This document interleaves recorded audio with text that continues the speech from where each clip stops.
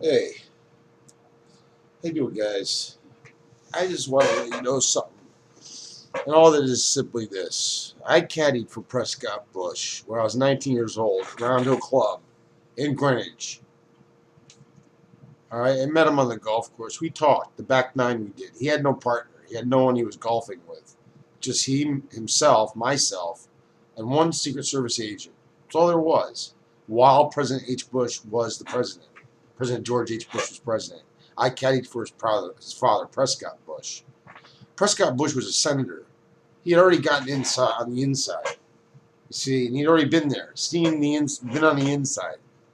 And they say he was going a little crazy. Well, he might have gone crazy enough to tell me something that he shouldn't have on the golf course that day. See, it's not that you don't believe a crazy man, a crazy old man. I mean, he's old. He's not like crazy. He's just getting, with his age. He was like 90 years old when I saw him, but he was very much with it. Like my grandmother was. Just like his father was. At his age, she was very much with it. If he could step out of his wheelchair and hit a golf ball at all. Physically, he was with it at 90. That's what he did. He took a wheelchair around the golf course. He didn't take a golf cart.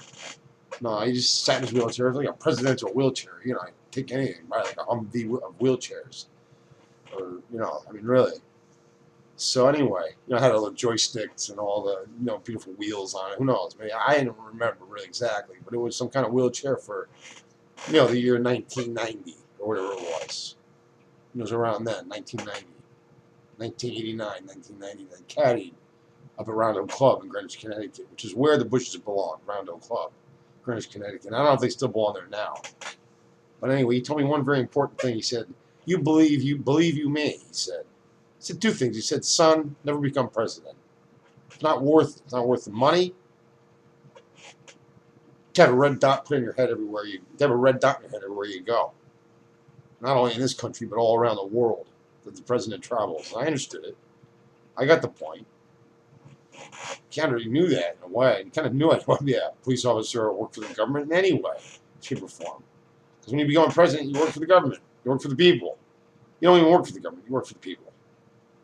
And that's what a few government workers and politicians have forgotten these days. They don't work for themselves. No, they work for the people. We hire them, we fire them, and we think we do. Now think about your president for a minute. Now, the elections, how they go. Well, according to Prescott Bush that day on the golf course 30 years ago, he stated this while his son was president. He said, you believe you me. My grandson will be president. He meant George W. Bush. Well, he predicted through one presidency, George H. Bush, through his, and through Bill Clinton's presidency, to the next one. How did he predict that? How did he honestly predict that George W., of all people, of all the people on the planet that would become president, who couldn't even speak for Christ's sakes, would become president? How do you know that? Would become president in the future? 2 presidents down the line, 2 elections down the line, he knew how it would go.